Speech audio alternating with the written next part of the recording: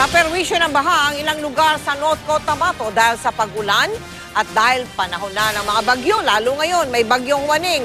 Naghihigpit ang DNR para mapangalagaan ang kagubatan sa Mindanao at hindi na sana maulit ang bangungot ng bagyong Pablo. Nakatutok si Pia Arcangel.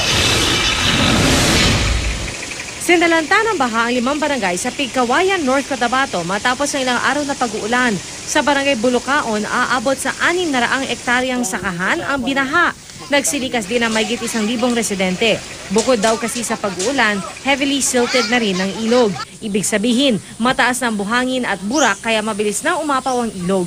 Kaya hindi nakapagtatakang ayon sa ilang residente kung anong bilis ng pagtaas ng baha hanggang 3 buwan naman ang hinihintay bago ito humupa.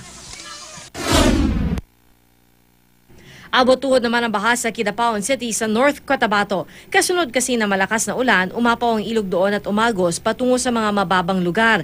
Mga bumarang basura ang itinuturong dahilan ng biglaang pagbaha.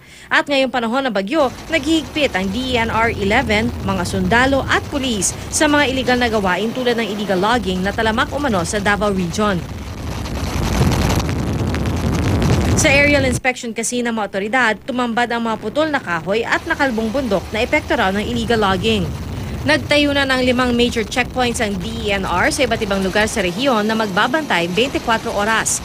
Matatanda ang noong December 2012, sinalanta ng matinding pagbaha ang Davao at Compostela Valley nang manalasa ang bagyong Pablo at ang pangunahing sinisisi ang unti-unting pagkakalbo ng kagubatan. At para hindi na maulit ang trahedya, sinimula ng reforestation program sa mga malalaking parte ng lupa na nasalanta ng bagyo. Pia Arcangel, nakatutok, 24 oras.